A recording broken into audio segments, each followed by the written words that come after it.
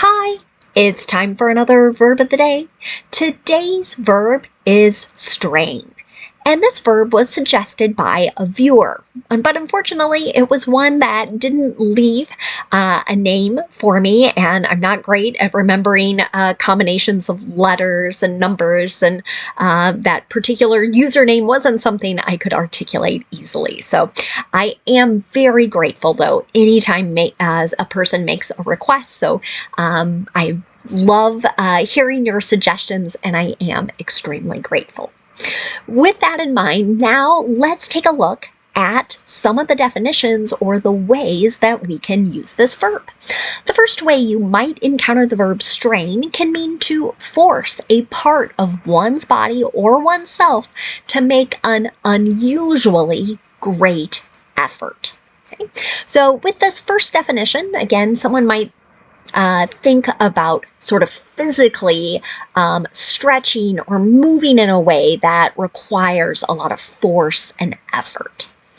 Related to that is our second definition here, which is to injure a limb, a muscle, or some organ by overexerting it or by twisting it. This particular verb is used fairly commonly with athletes who sustain various injuries due to overexerting or to twisting in sort of an odd or difficult kind of way. A third way you might encounter the verb strain means to make severe or excessive demands on. So sometimes you'll hear about finances being strained. Right? What it means is other could be people, entities, expenses are making these demands, and now there are not enough funds for other necessities. A fourth way you might encounter the verb strain comes up quite frequently in cooking. But really it could be anytime we're pouring some kind of liquid substance through a porous or a perforated device or some kind of material in order to separate out solid matter. So I've got a picture down in the bottom right-hand corner of the screen to help us envision this just a little bit there. So you can see this basket. Hopefully you can tell that it has tiny little holes in it. Right? That might come back to our word here, porous. So the water is able to drip or drain through it, and those solid pieces now have been separated. Now you should know that strain is a regular verb. If you want to make the progressive form of this verb, all you need to do is add ing, and that forms straining.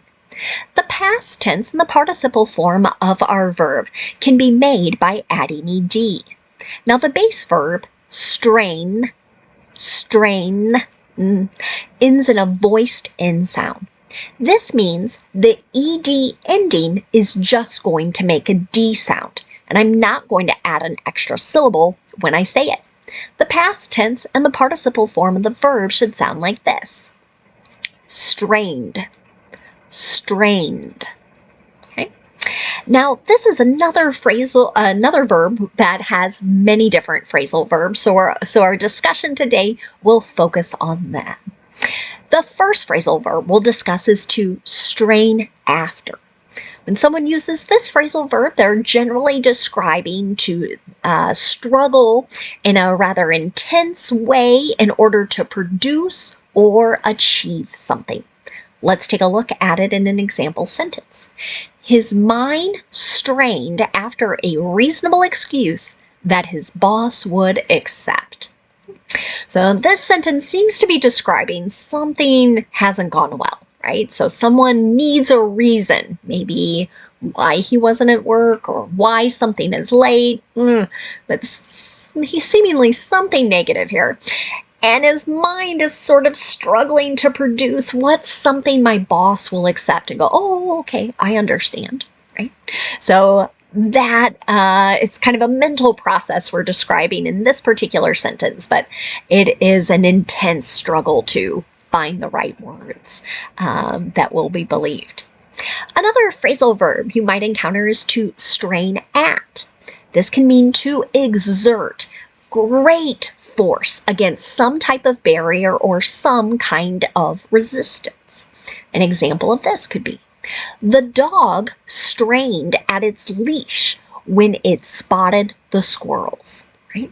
So if you're a pet owner, particularly someone who has owned or currently owns a dog, maybe this happens to you as the dog is on a leash, or might think of it kind of like a rope that's controlling or keeping, I guess, the dog from going wherever, whenever. When it sees something it really wants, it is going to use all the power it has to try to get to that particular thing. Now, these first two examples, strain after, strain at, both of them use the simple past tense. Let's try another phrasal verb. The next one is to strain off. The meaning here is to use some type of filter in order to extract or remove solids from a liquid. An example of how you might hear this used could be, next, strain the water off the pasta.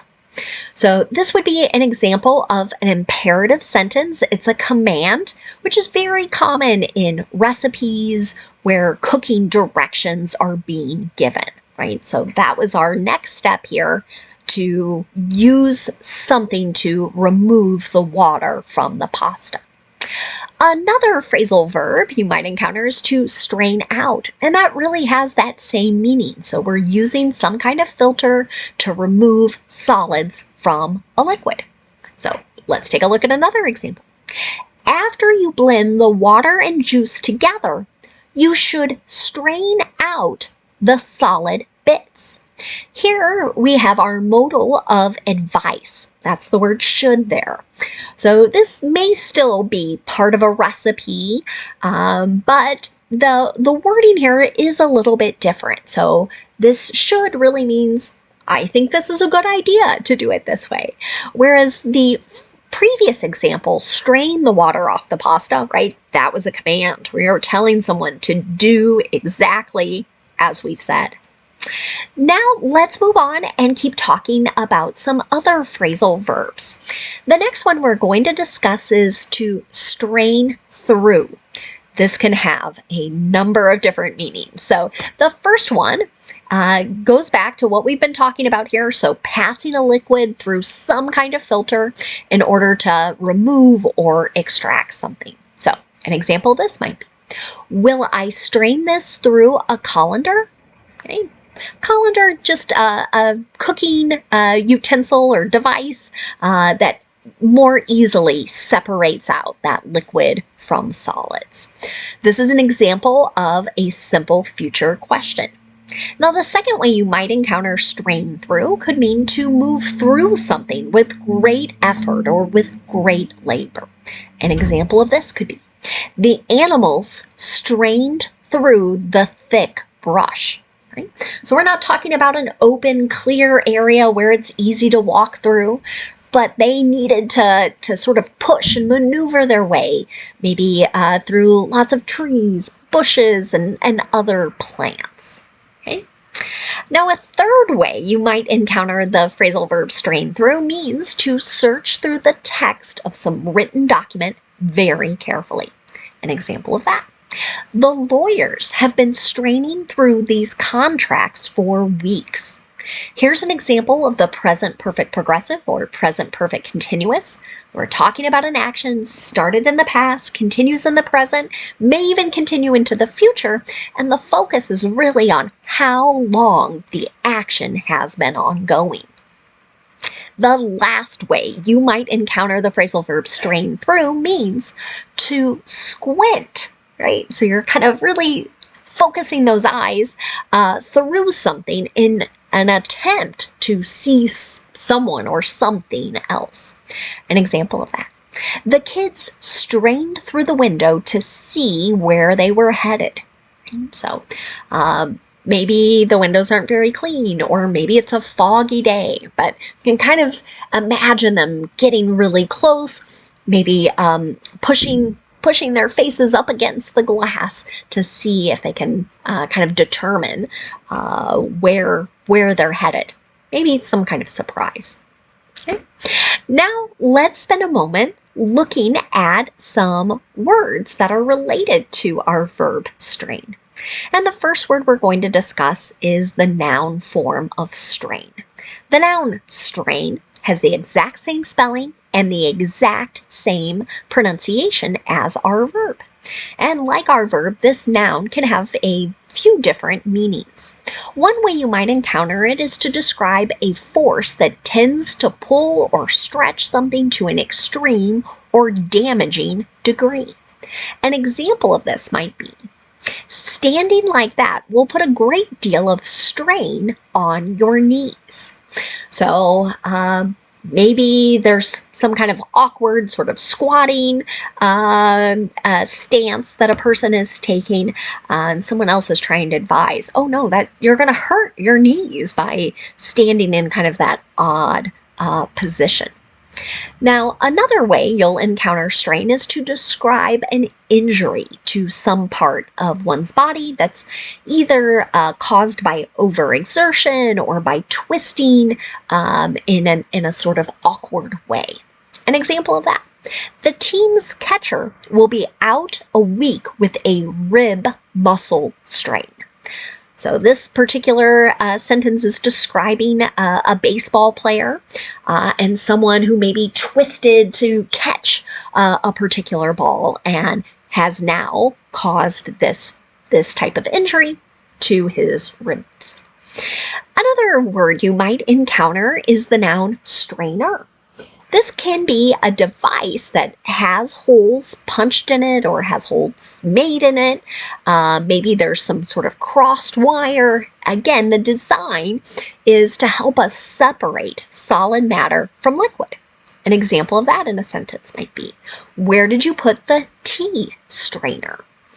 And there are many different devices people will use.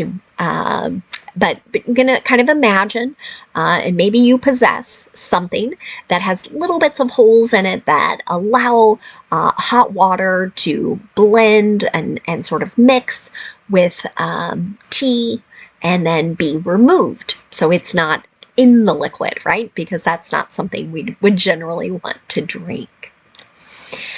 One phrase for us today, and that is to put a strain on. Generally, when someone uses this, they're talking about placing an undue or overwhelming burden on someone or something's resources, or maybe putting a burden on someone's ability to cope, to handle a particular difficult matter. An example of this might be, aging populations have put a strain on public finances, so Denmark will raise its retirement age to 70 by 2040. Okay, so this sentence is suggesting that as populations have aged in this particular country and maybe not as many younger individuals are being born, right, there's a bigger burden to pay out pensions or other maybe government programs to assist seniors. So to fix that problem, right, they're going to raise the retirement age. Thanks again for the suggestion to talk about the verb strain. I thank you all for watching, and I hope you have a great day.